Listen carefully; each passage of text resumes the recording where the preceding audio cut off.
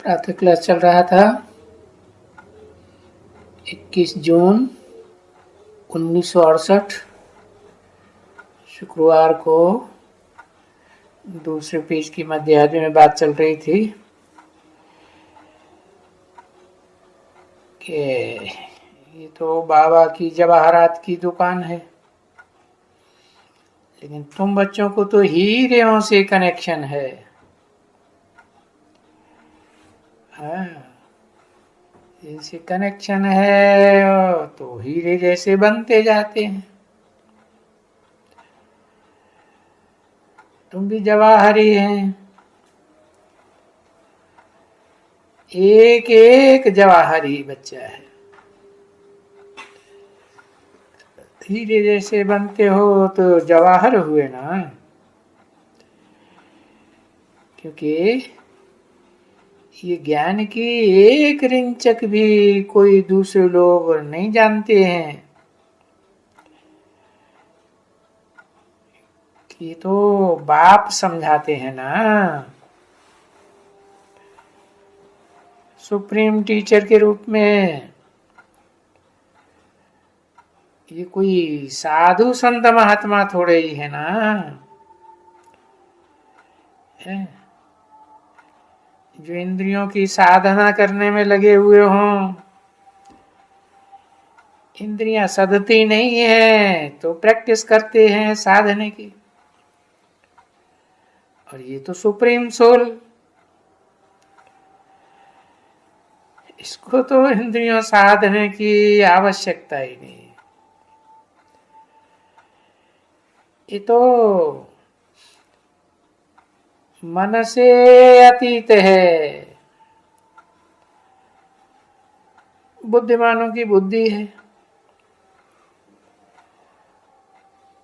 और ये कोई महात्मा भी नहीं है, ये तो परम पुरुष है। तो उन साधु संत महात्माओं में ये ऐसा श्रेष्ठतम कहें, कुछ भी ज्ञान नहीं है। तो बाबा ने समझाया, वो तो विचारों को नीचे ले जाते हैं,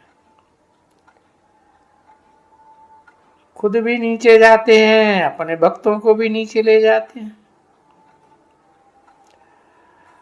साधु संत महात्माओं में तो कोई ऐसा नहीं होगा जो समझेंगे कि बाबा बैठा हुआ है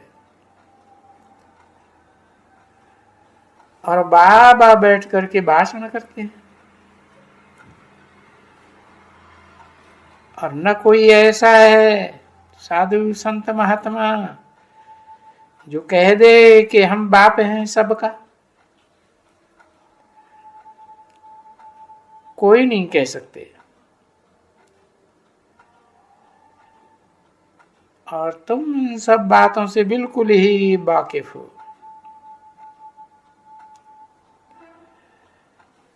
तुम्हारी तो वाह वाह,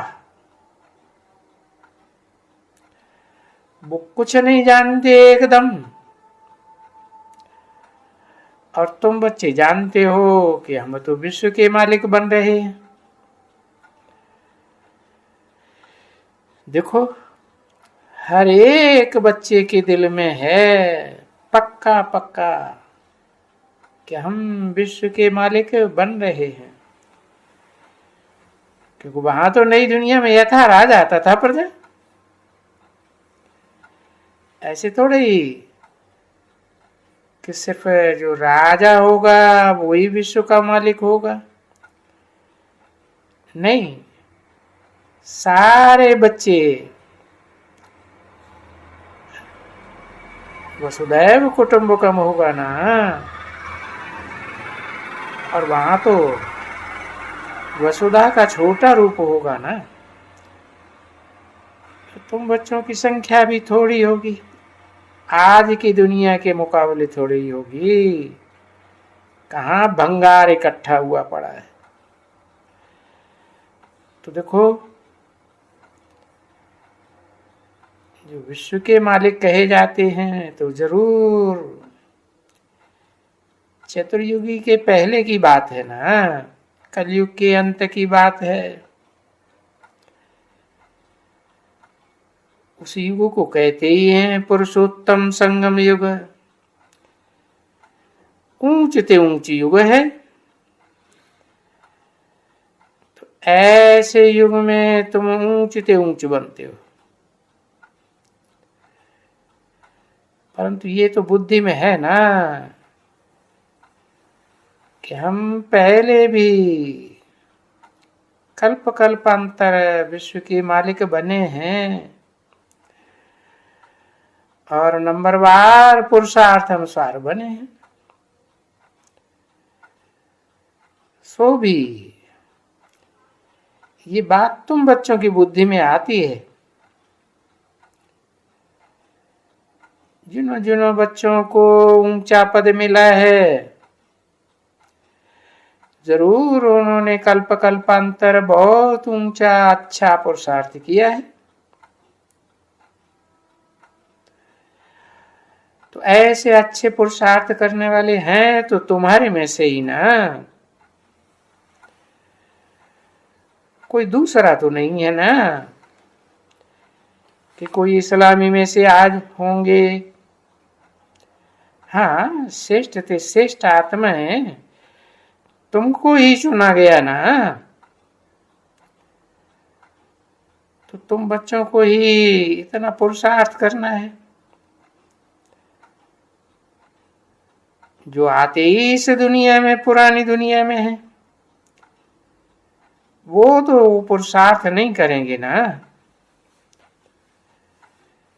कहेंगे कि कल पहले माफिक। और ये भी तो बाप जानते हैं, इसलिए बहुत देखते रहते हैं। जैसे कोई फूलों को देखते रहते हैं ना, जाते हैं दिखने ये फूल कैसा है, इसमें क्या क्या बाकी खामी है, क्या क्या गिट है, गिट गिट है। क्योंकि फूल तो हर तरह के बढ़ते रहते हैं ना, बगीचों के फूल। तो वो देखने वाले तो बगीचे ही देखते हैं।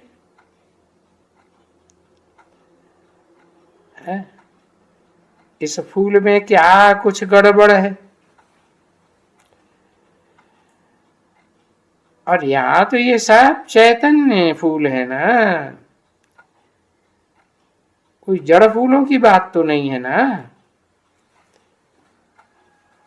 और ये बात बाप भी जानते हैं कि ये चैतन्य फूल है। तो ये चैतन्य फूल जानते हैं कि हमारे में क्या क्या फला है ना, क्या खामी है? जो खामियां, कमजोरियां बुद्धि का योग छुड़ाए करके हमारी बुद्धि को कहां कहां भटकाए देती है। और बाप तो बच्चों को कहते हैं ना, तुम्हारे में ये खामी है।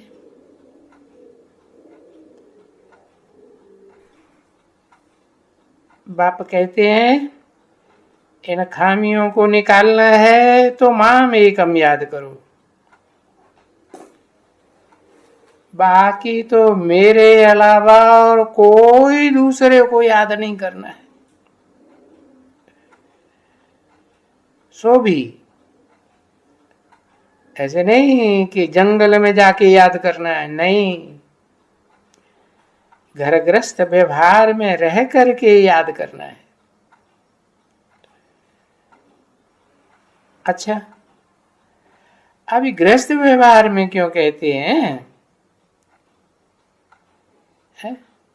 रहते ही क्यों हैं कि गृहस्थ व्यवहार छोड़ करके सब तो नहीं आएंगे ना।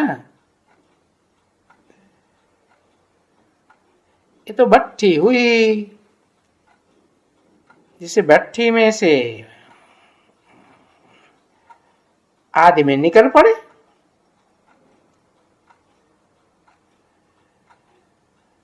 बाकी थोड़े सर्विस करने वाले भी तो चाहिए ना, फ्री। अब फ्री चाहिए तो फ्री हो गए,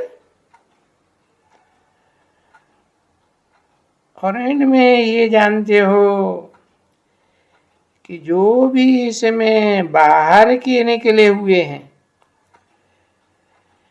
वो तो अच्छी मेहनत कर रहे हैं।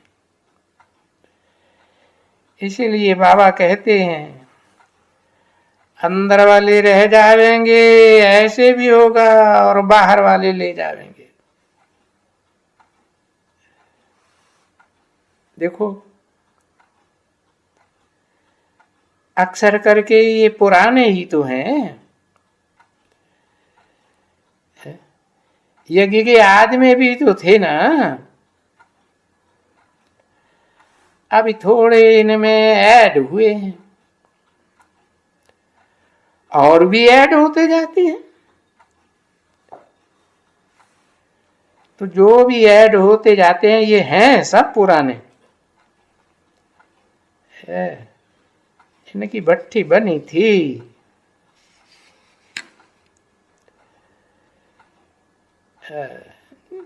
जिनमें से निकल निकल करके अभी आ रहे हैं। तो ये सब पुराने हैं ना बच्ची। तो यही समझना चाहिए कि ये सब पुराने बैठे। ये पुराना पुराना, ये वो पुराना है। देखो ये बाबा की नजरों में आगे आगे रहते हैं ना। अभी इनमें भी तो है कुछ फ्लास तो हैं जरूर, कमजोरियां तो जरूर है। और जो भी कमजोरियां हैं वो अपने दिल से अपने आप समझे, समझते भी हैं।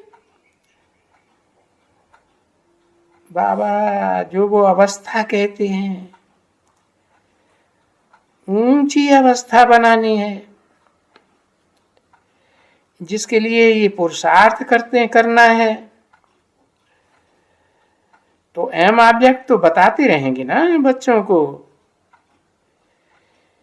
कि तुम बच्चों को सबको इस मंजिल पर पहुंचना है। बीच में जो भी तुम्हारे में ये विकारों की खाद है ना, कुछ कुछ देवहान की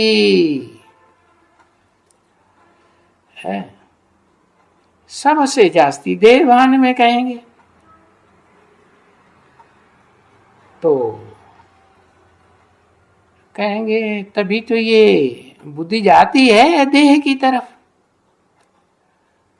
बार बार बुद्धि देह की तरफ चली जाती है, आत्मा को भूल जाते हैं। 21 जून 1968 की प्रातः क्लास का तीसरा पेज, शुक्रवार। तो ये तो बच्चे समझते हो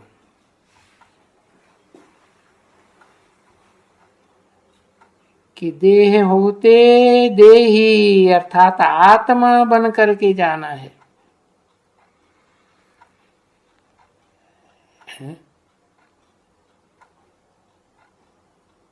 क्योंकि अभी तो देह में रहकर ही पुरुषार्थ करते हैं ना,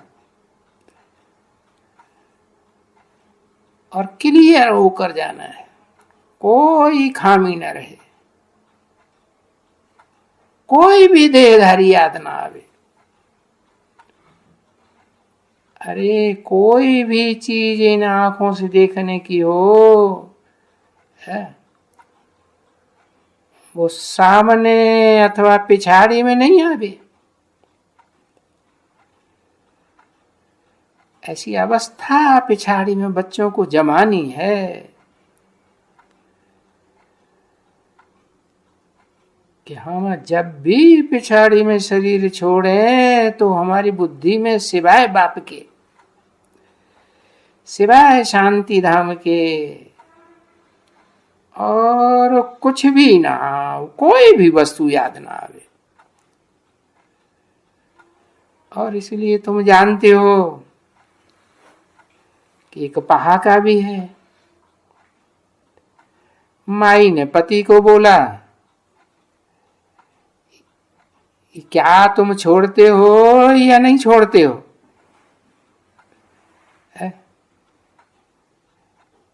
ये छोड़ो ये लाठी। बड़ी बार बार ये लाठी क्यों उठाते हो? अब ये बार बार तुम लाठी उठाते तो ये भी तो तुमको याद आएगी ना। अभी है तो ये सब शास्त्रों की बात है, कोई लाठी वाठी की बातें तो है नहीं। वो ऋषि मुनि दिखाते हैं ना, सप्त ऋषि दिखाते हैं, उनके हाथ में लाठी होती है बुद्ध रूपी लाठी की बात, हाथ की बात। बुद्ध रूपी हाथ में वो लाठी है जो बार बार बुद्धि में आती रहती है। अब तुम बच्चे थोड़े ही अभी लाठी उठाते हो, पर ये तो बताते हैं कि ये लाठी वाठी कुछ भी साथ में नहीं जाना है। बस जैसे प्योर आए थे वैसे प्योर होकर के ही जाना है, क्योंकि बच्चे नए संबंध में आए थे ना, नई दुनिया में नए संबंध। पुरानी दुनिया में तो फिर वही लाठी की बात है। तो अभी है तो इस दुनिया में अभी भी पुराना संबंध है, परंतु उस पुराने संबंध की तो जरा भी बास नहीं आनी चाहिए।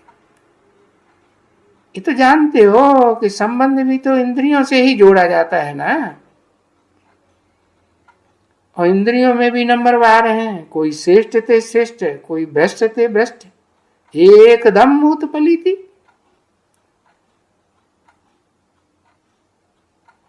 यानी ये जो गाया जाता है ना, अंतकाल जो स्त्री सिमरे, या जो सिमरे, तो ये सब बातें अभी के लिए हैं। परंतु गीत तो फिर भी तो उन्होंने बनाए हैं ना, कलयुगी मनुष्यों ने। दुक्का लगा लगाए के बनाए, कोई एक्यूरेट गीत तो नहीं है ना, परंतु मूल बात है, बाप आकर के समझाते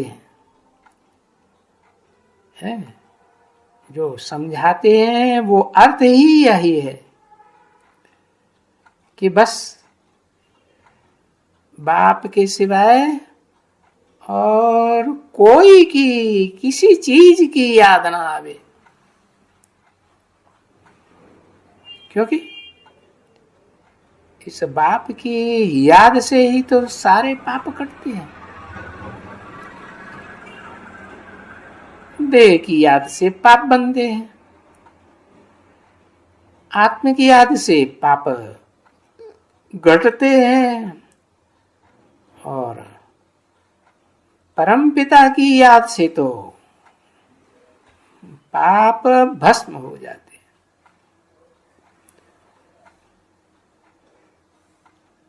सब कट जा करके क्या जा करके बनेंगे, है एकदम प्योर हीरा बन जाएंगे। अब ये तो जानते हो कि प्योर हीरे की ही तो वैल्यू है। अरे बहुत बहुत बहुत वैल्यू होती है किसकी, जो एकदम प्योर हीरा होता है। फिर ऐसे पत्थर बहुत ही हैं वैल्यूएबल, नंबरवार। वास्तव में हीरे से भी वैल्यूएबल हैं। हाँ, हीरे से भी वैल्यूएबल। भले ये तुमको हीरा बनाते हैं, पर नहीं,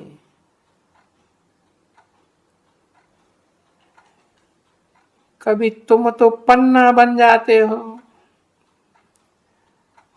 माणिक बन जाए, जिनकी वैल्यू भी जास्ती होती है। तो जानते हो ना, बाप तो अपन से भी बच्चों की वैल्यू को ऊंचा उठाते हैं।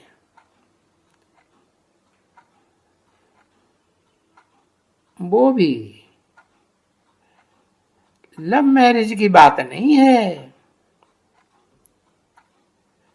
ये तो लवली बाप से योग रखने की बात है।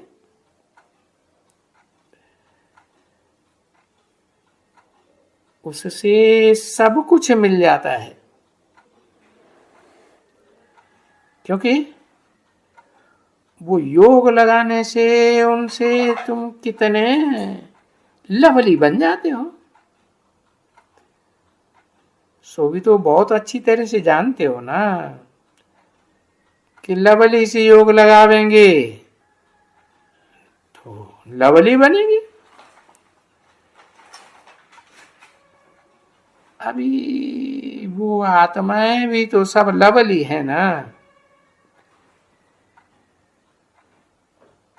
कोई मनुष्य की तो बात नहीं है, क्योंकि मनुष्य में तो जो मन होता है वो तो बड़ा चंचल होता है।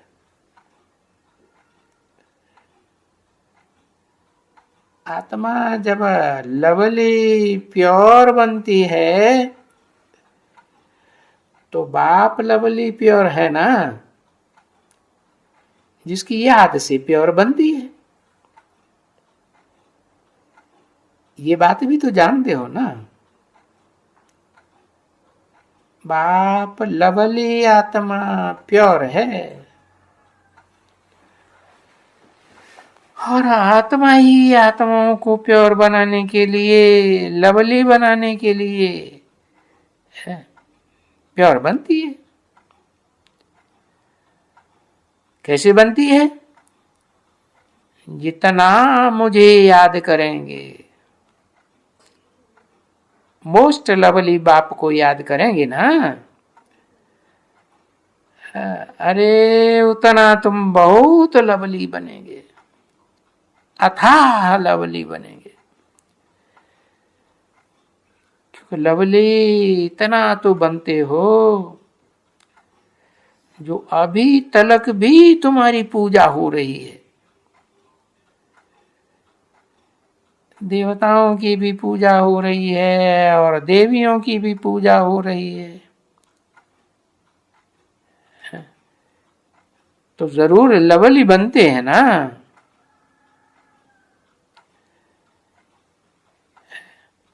राज्य भी करते हैं और फिर इतना लवली होते हैं कि फिर पूजा होती ही रहती है।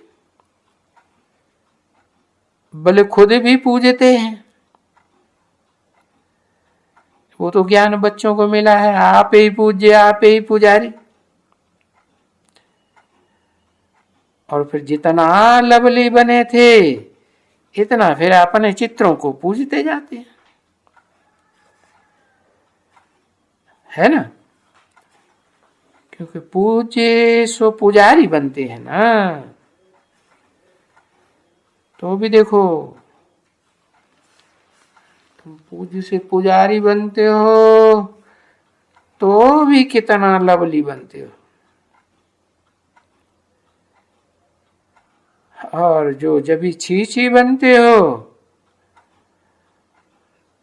तो भी अपना वो चित्र उनको याद करते हो। इतना लवली बनते हो, तुम ही तो बनते हो। उनको फिर अपन को जैसे कि याद करते हो कि हम सबसे लवली बनने वाले। तो अपन में जांच करते रहो कि कैसे कैसे हम लवली बनते हैं। तो लवली बाप को जब तुम अच्छी तरह से याद करते हो, हाँ, और कोई भी चीज बाप के सिवाय बिल्कुल याद ना आवे। अरे वो देहधारियों की जो जन्म जन्मांतर के संबंधी बने हैं उनकी तो बात ही नहीं यहां आती। ये बाप खुद समझाते हैं ना। यहाँ बच्चे अभी मुझे मुझे तो नहीं कह सकते हो। देखो मनुष्य फिर इनके ऊपर आ जावे, इसलिए आप बाप भी कहते हैं ये कि बाप को तो इतना लवली याद करना है जो बस प्रेम के बैठे बैठे याद करते करते वो प्रेम के आंसू ही बनने चाहिए, आंसू बहते जाना चाहिए। बाबा हम सब सिर्फ आपको याद करेंगे,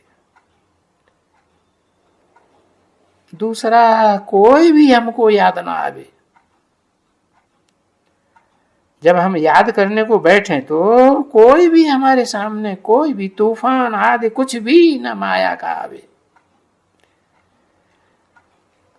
तूफान तो बच्चों के सामने बहुत आते हैं ना, ढेर के ढेर आते हैं। तो बच्चे अपने ऊपर बड़ी जांच रखनी होती है कि कोई तूफान तो नहीं आया, बहुत जांच करनी। चैतन्य हो ना, कोई जड़ थोड़े ही हो, तो जांच तो कर सकते हो ना। हमारा लब सिवाय बाप के और किसकी तरफ जाता तो नहीं है। बड़ी अच्छी अपनी जांच करनी है। अगर जाती है बुद्धि कहीं और है, कोई भी अच्छी चीज होती है, अरे कितनी भी अच्छी प्यारी चीज हो तो भी बुद्धि उस तरफ नहीं जानी चाहिए। ओम शांति।